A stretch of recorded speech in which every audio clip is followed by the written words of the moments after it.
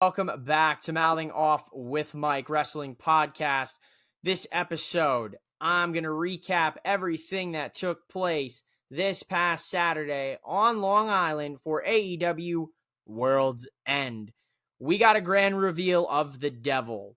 We also had an injury late Saturday evening, which altered a big match on the pay-per-view. And we didn't have any surprises, and it seems that fans we're not satisfied with this pay-per-view. So, without further ado, we're going to get into AEW World's End.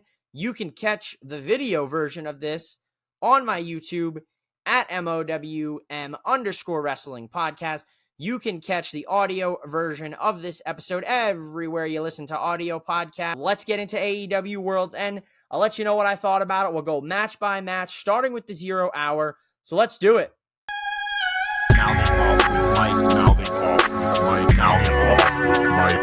Welcome in to the AEW World's End recap on the Mouthing Off with Mike Wrestling Podcast. Like you heard me say here, we're going to start off with the 0 hour matches. The first match that's headlined was Willow Nightingale taking on former TBS champion Chris Statlander. This is a solid match here. Honestly, after watching this match, I felt that it deserved a place on the main card. And if there was a way to, reformulate the card, I would have definitely included this here on the main card for World's End. Really great showing from both ladies. Willow Nightingale got the win here against Chris. And Willow is continuing. Her momentum's building once again. So I wouldn't be shocked to see her get another title opportunity down the line. But when you have two women's championship matches on the main card, then you've got one more here on the 0 hour. It goes a lot to the testament that the fans have been clamoring for the women's division to get a little bit more, maybe some more matches, maybe a little bit more highlighted on the weekly shows. And thankfully, we had a third women's match, with Willow and Chris. So a good match overall. I'm happy for it. Like I said, if this match could have fit on that main card, 100%, it deserved a spot on the main card. We also had a 20-man battle royal on the 0 hour. Had some good names in it. Dan Housen, Johnny TV, Dalton Castle, and a returning Kill Switch, formerly known as Luchasaurus. He actually went ahead and won the battle royal. Now the winner did receive a contract for a TNT championship opportunity anytime, any place, very similar to Money in the Bank. Kill Switch is very important when it comes to winning this battle royal because that's going to come into play during the main card, during the Adam Copeland-Christian Cage match. So be on the lookout for that. The final match on the 0 hour was Wheeler Yuta taking on Hook for the FTW championship. It was FTW rules, which meant we got some weapons. There were some trash cans. A little bit lackluster for me. Hook retained his championship. The FTW title is not leaving the family, at least for the moment. Not really much I could say else about it than, it was on the 0 hour. The main card here of AEW World's End. A lot of fans were left wanting more after the conclusion of the pay-per-view. Now, I will say there were some highlight matches and there were some lowlight matches. We kick off the main card with an 8-man tag team, all-star tag team is what Tony Khan calls it. And this is going to see Bryan Danielson, Claudio Castagnoli, Mark Briscoe, and Daniel Garcia take on Brody King, Jay White, Jay Lethal, and Roosh. So all of the competitors that were in the Continental Classic are going to team up and they're going to do battle. Now, as an opener for the pay-per-view, this was pretty good. This was a late match announced when myself and Mike with Drop the Mic were doing our predictions Thursday evening. It didn't seem necessary at the time, but when you watch the pay-per-view, we definitely needed this match in the mix.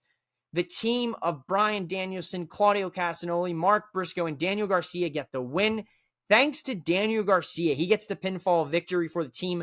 Another scrappy victory for Daniel Garcia. Daniel Garcia also got his nose busted in this match. So shout out to him for powering through and delivering the finish for his team. But yeah, a good opener to start the pay-per-view. If I were to give it, a rating, even though I don't really do ratings, I would definitely give it like 3.5, out of 5. Really helped set the tone, some good action, and some big names, of course. We then shift into Miro and Andrade. Now, there's been some storyline for the last couple weeks where Miro was not happy with CJ Perry, his wife, wanting to find talent to manage, and he went and he attacked a bunch of these prospective clients. One of them actually was Daniel Garcia. They kind of got put on hold during the Continental Classic, doing part 2 kayfabe storyline when it came to Tony Khan telling, Miro, look, you gotta pump the brakes. We can't have any outside interference in this thing. That's the whole goal. And there really wasn't any outside interference in the Continental Classic at all. So we have the payoff match. Miro, Andrade, CJ Perry, and Andrade's corner. A little bit slower when it came to picking up steam for the match. I like the match. It was good. Very predictable. Predicted that CJ Perry was going to probably turn on Andrade, giving Miro the win. That's exactly what happened. And then it was reported that Andrade was wrapping up with AEW as of that night, that his contract ended, in the new year, just like MJF and a few other talent in AEW. So Andrade no longer employed with AEW. I'm sure there's going to be a possible reunion down the line with him in WWE. He's a great talent in professional wrestling, so no doubt he's going to get picked up by someone, TNA, WWE.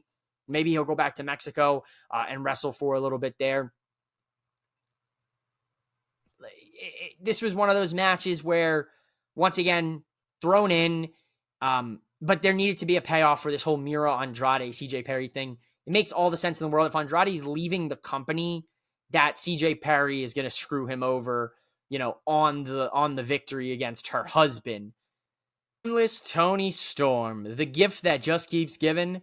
When it comes to professional wrestling and awesome wrestling gimmicks, Timeless Tony is going to defend her AEW Women's World Championship against Riho.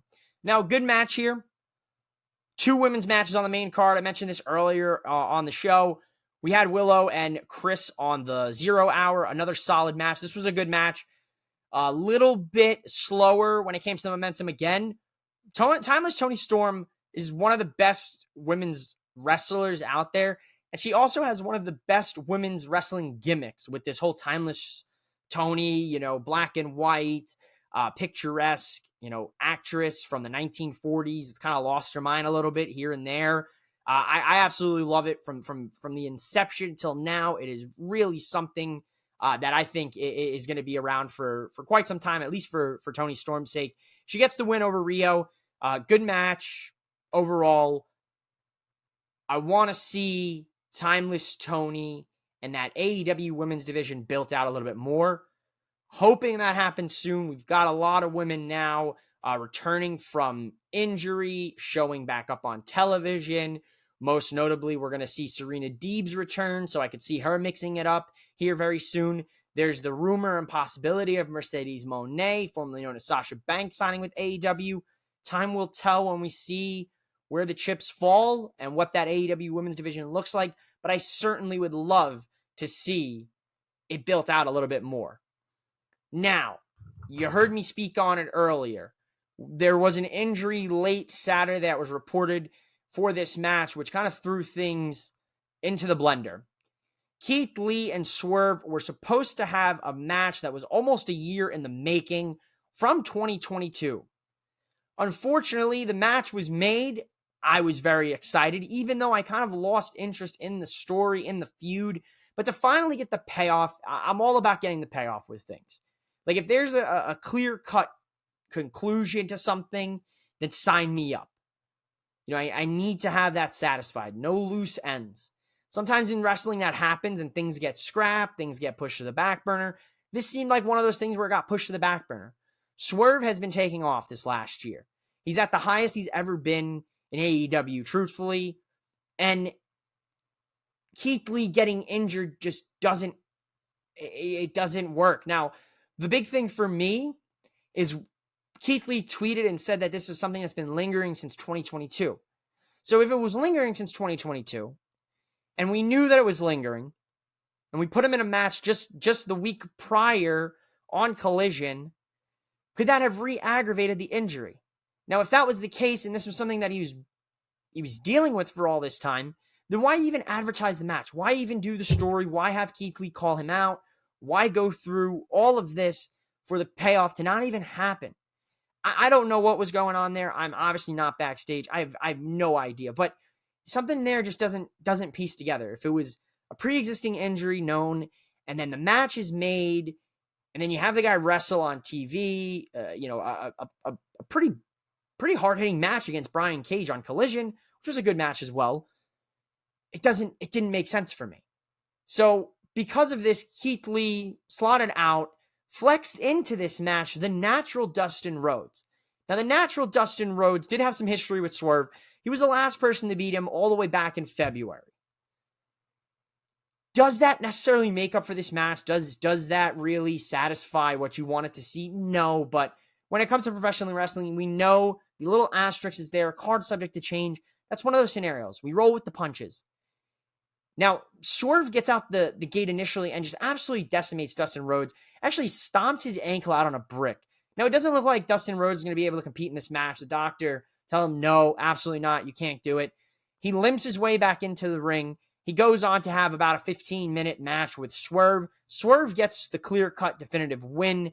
Swerve was not happy. You could tell, talking about his time was wasted. Obviously, his character, the storyline, it all makes sense in that regard. But yeah, it was something where it was like, no matter who you slotted in, unless you were to pull one of the recently released superstars in who their contract 90-day clause just ended, then yeah, maybe you get, a little bit more of a reaction, but didn't really seem like the fans in person were vibing with this. I like Dustin Rhodes, well-respected competitor, legend in professional wrestling, and he can still go out there and do it in his mid-50s. So shout out to him. But obviously, when it comes to expectation versus reality, it just didn't meet this time. The 8-man tag match. Another 8-man tag match here on World's End. This one is going to see Big Bill, Ricky Starks, Powerhouse Hobbs, and who was originally going to be Kyle Fletcher, but it was changed to Takeshita at the last minute. Takeshita take on Chris Jericho, Sammy Guevara, Les Sex Gods, and Sting and Darby Allin. This is a match that happened on the card. Unfortunately, it just didn't captivate me enough. The team of Sting, Darby, Jericho, and Sammy get the win. That's pretty much the gist of it. I don't know what happened with the momentum the Callis family had, the momentum Takeshita had.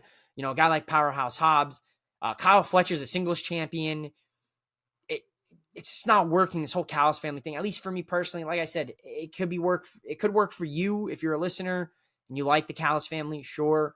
But it seems like anybody who kind of gets involved with them, things kind of are just like, As for some stuff, fans definitely were not in favor of Chris Jericho this go around. Seems that there is some stuff going on in the world of Jericho. I'm not going to get too much into it as there's a lot that has yet to be uncovered. So we're not going to speculate. We don't deal with rumor.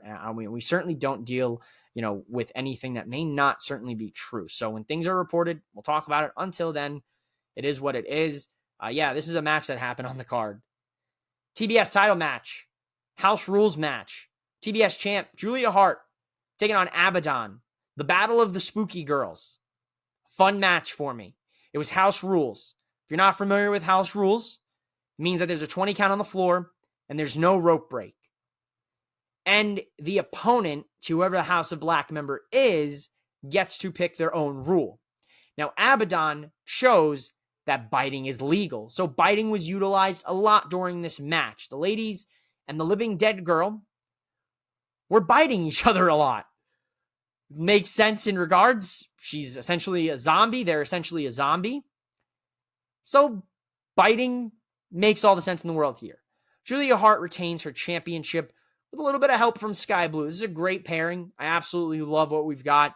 Ever since Julia Hart misted Sky Blue, there's been this change in Sky Blue's attitude, her ring music, her attire. I absolutely love it. These two are great together. Can't wait for the inevitable payoff where Sky Blue, turns on Julia down the line. But for now, Sky Blue helps Julia retain the title. Interesting to note, the House of Black may have just got a new member. Matches here on the AEW World's End pay-per-view. And I would say this is, in the words of legendary JR, business picked up. And business picked up really fast with Christian Cage, the Patriarch, defending his TNT Championship against the Rated R superstar, Adam Copeland. Now, this was a no disqualification match, so things got a little brutal. Things got a little bloody. And things got downright confusing at the end of this match. So, when we break it down, I would say this is the match that really helped put this pay-per-view into high gear. Up until this point, there were some good matches. You heard me talk about them. The opening contest, the All-Star Tag Team match, was a good match. Andrade and Miro, a little bit slower, but a good match at the end. Tony Storm and Rio, a little bit slower, but still solid match. Julia and Abaddon, a good match. Now, this title match, I think, potentially was one of the better matches on the card. I personally like the match that followed this, the Continental Classic final with Eddie and John. I thought that was my favorite match of the night. This was a close second. You can kind of order those as however you'd like. Christian and Adam Copeland, friends turned bitter enemies.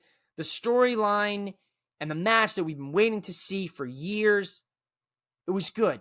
We had a flaming table. We had Nick Wayne go through said flaming table. And we had a new TNT champion. Adam Copeland was able to defeat Christian for the title. But this lasted exactly 3 minutes. Because here comes Killswitch with the contract he won for a TNT title opportunity anytime, any place. He's going to cash that contract in. And he's going to challenge Adam Copeland for the TNT title. But that doesn't happen. Because Christian grabs Killswitch, says something to him in his ear, and Killswitch hands the contract over to Christian. He signs on the dotted line, cashes it into the referee, and pins Adam Copeland to become a technically 2-time TNT champion, but in my mind, a 3-time champion, because he basically carried that TNT title when Luchasaurus was the champion. So, genius move from the Patriarch Christian Cage. Absolutely. Rated R superstar Adam Copeland, known for his Money in the Bank cash-ins in WWE, gets cashed in on. I love it. That's so clever. Obviously, we know Adam Copeland's not in WWE anymore, so the chances of him getting cashed in on are slim to zero right now.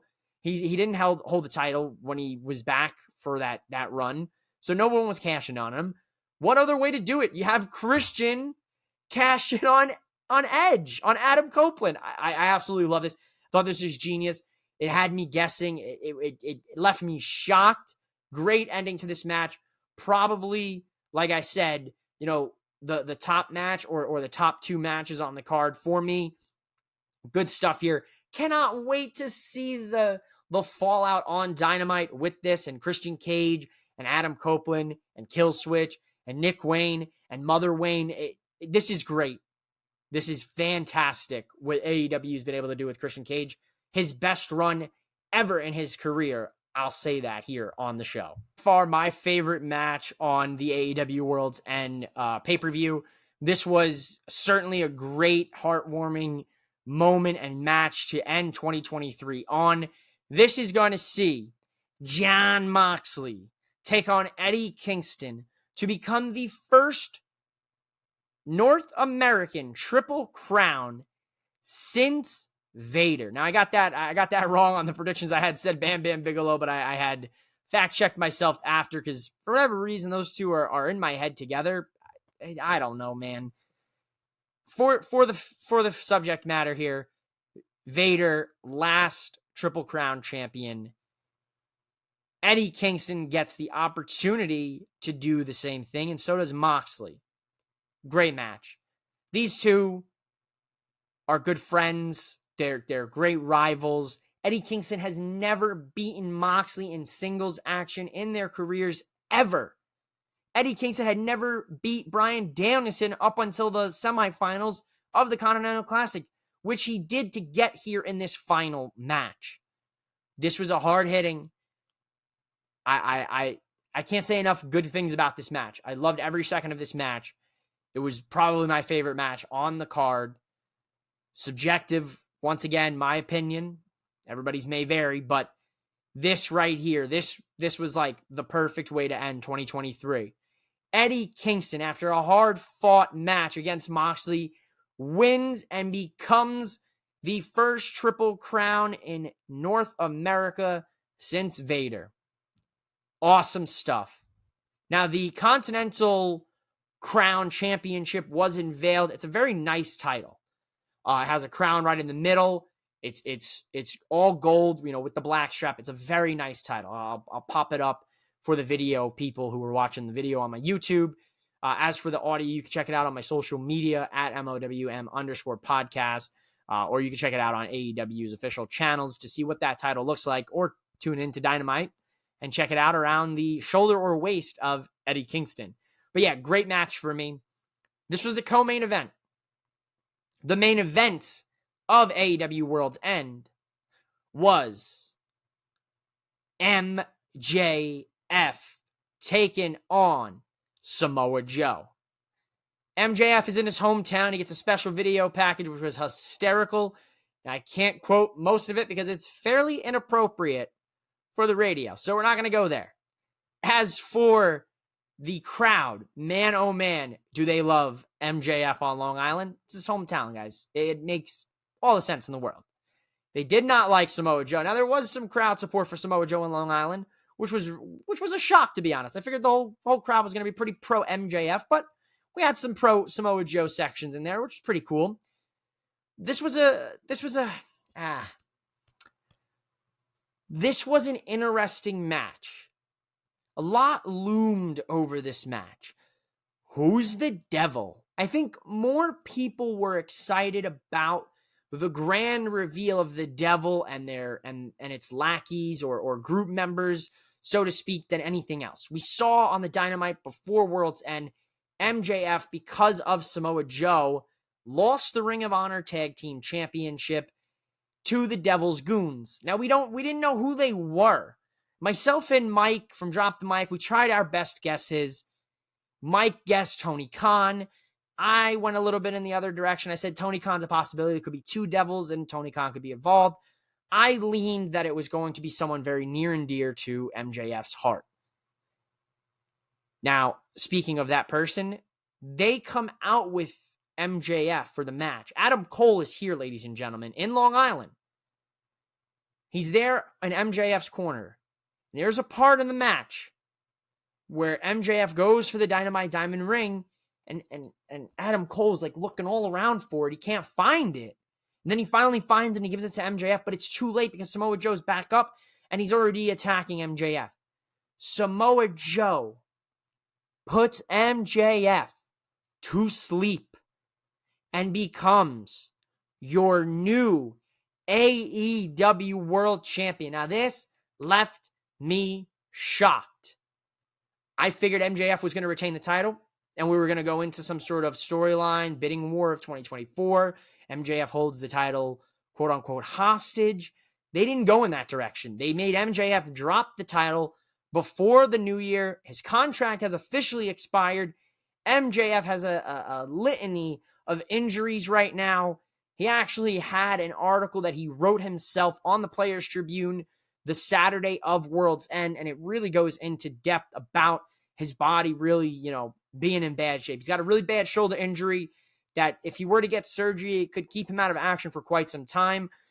Or if he doesn't, it could cause some problems for his shoulder for the future. So a lot is hanging over MJF's head right now. We know that his contract is hanging over AEW's head because if you lose a guy like MJF, What could that mean for the product? What could that mean for the company? Now, I know a company is not one man, but he is one of the more popular acts in the company, right up there with Moxley, Eddie Kingston, Timeless Tony Storm, Dr. Britt Baker, just to name a few. So what could that spell for the AEW on the business side? As for the Grand Devil Group reveal, Adam Cole comes out with MJF. He's in all black, ladies and gentlemen. As soon as I see Adam Cole, alarms start going off in my head. It is confirmed right there, my suspicions. The devil all along was Adam Cole, baby. He has turned his back on his quote-unquote best friend. Better Than You, baby, is finished. The heartbreak is large. And MJF is left speechless in the middle of the ring to be beaten down by Roddy Strong, Mike Taven, Matt Taven, Mike Bennett, and Wardlow. So, the new Ring of Honor Tag Team Champions are the Kingdom. Wardlow's involved because he just loves to see MJF lose everything because what MJF put him through in the early years of AEW. And Roddy Strong is Adam Cole's best friend. So go figure. Adam Cole was playing MJF all along, and it has finally culminated here on Long Island the night before MJF's contract is expired. Very interesting details, to say the least. Very interesting story. Did the devil reveal live up to your expectations? Mouth off with me at MOWM_podcast. I figured it was Adam Cole, and I didn't really have any expectations for any mystery names or anything crazy like that. I figured Adam Cole was eventually going to turn his back on MJF and turn heel, and that's what we got. So I'm satisfied with this conclusion. I think it makes all the sense in the world storyline-wise, and I don't think they would have done the Devil's storyline and have Adam Cole be the grand reveal if MJF did not re-sign to AEW. So keep a lookout on for that. When MJF may make his triumphant return back to AEW, it might be some time. But as of now, we've got a new world champion in Samoa Joe, and he's going to be a fighting champion. Because on the AEW media scrum, Samoa Joe said he'll fight at just about anybody. So I'm excited to see what challengers are lined up for Samoa Joe, who he'll defend that title against at Revolution. Fingers crossed that it is Swerve Strickland. And for the most part, AEW World's End was a little lackluster in my opinion. Now, it could be lackluster because most of their pay-per-views the last couple months have been incredible. Some of the best pay-per-views in wrestling that you'll ever watch were produced by AEW. It could just be that streak, just didn't hit this time. Sometimes it happens, guys. Sometimes there's been pay-per-views that just don't hit. I can list a ton off the top of my head on WWE that I watched growing up, that I watched just a few years ago, that I just was like, man, this was a terrible pay-per-view that I just sat 3 hours for. That wasn't the case with this one. I didn't say, that was a terrible pay-per-view. It didn't live up to the hype of the past and AEW's past performances on the pay-per-view level. Now, was it as bad as Double or Nothing in my opinion? No, I don't think anything was as bad as Double or Nothing because the only two matches really on Double or Nothing that were good were the final two. The Pillars 4-Way and then Anarchy in the Arena. So I would say that there was, maybe one or two matches that just were meh. I'd say, when you look at it, it's just due in part to the changes that took place. Obviously, Swerve and Dustin was a match for me where I was like, look, I wanted Keith Lee. We can't get Keith Lee. He's hurt. I wish him a speedy recovery. But at that point, you can't take Swerve off the pay-per-view. So you have to get a replacement in there. Swerve's too big of a name right now to remove off the pay-per-view. Fans paid their money to see him, so let's get him on the show. Swerve did wonders with what they had, and so did Dustin Rhodes. So I'm not going to knock that. Andrade and Miro was okay. So, that's that right off the bat, that's kind of a meh. And then the 8-man, with Sting, and you think when Sting's involved, it's going to be, big time, right? This is the Sting farewell tour. I've got my Sting hoodie on. And unfortunately, that match just did not, it just didn't do it for me. So really, those two main matches were meh. The rest of the show was pretty solid. The opener was good. The two women's matches were good. The women's match on the buy-in was pretty good. Edge Adam Copeland and Christian was pretty good. Continental Classic final was, I think, the best match of the night. And the world title match, the main event was pretty good too. The reveal of the devil, I thought, fit perfectly. We get a great shot of Adam Cole sitting, obviously his ankle's broken, sitting over a fallen MJF. So great way to end the pay-per-view. Let's see what AEW has in store for 2024. And we're going to touch on a couple topics here in the final mouth off with Mike. So stay tuned. I gave you my thoughts here on AEW World's End. So we're in a segment of the show, if you're not familiar with my show, this is kind of like my last thoughts, anything notable taking place in the general landscape of professional wrestling. I typically try to keep these focused on what I'm talking about. Now, when we look at AEW in 2023, AEW had a good 2023. Don't get me wrong, they did. There was a point where injuries started mounting up again, and that always hurts a little bit, and there's nothing you can do about injuries. You cannot control them. Sometimes they're freaks. Sometimes it happens, when it comes to the in-ring style that you're trying to present. The Devil Group works for me. I'm excited to see what that kind of transition to, because if MJF is injured or they're playing up the whole contract thing, then I don't anticipate to see MJF right off the bat in the new year. So that means, who does this new Devil Group feud with? Well, more than likely, Bullet Club Gold, the Acclaimed. Those are some names. Hangman Adam Page was also attacked by them. So there's still stories to be told there. AEW in 2024 has a big uphill battle, I think. WWE is firing on all cylinders. Thank you so much here for checking out the show if it's your first time. If it's not your first time, thanks for being a supporter. And if you want to check out the video version of this, head to my YouTube at MOWM_wrestling podcast. That's youtube.com/@MOWM_wrestling podcast. Follow me on social media if you want to keep up to date with my content. I will have my full Raw review out here as well with my NXT reviews. Those will be on my YouTube channel here this week as well. And on top of that, I'll also have AEW Dynamite review, SmackDown review. So catch all the wrestling content here on Mouthing Off with Mike. So thanks for listening. From your host here at the Mouthing Off with Mike Wrestling Podcast, I'm signing off. Go out there and enjoy this week in pro wrestling. Mouthing Off with Mike. Mouthing Off with Mike. Mouthing Off with Mike.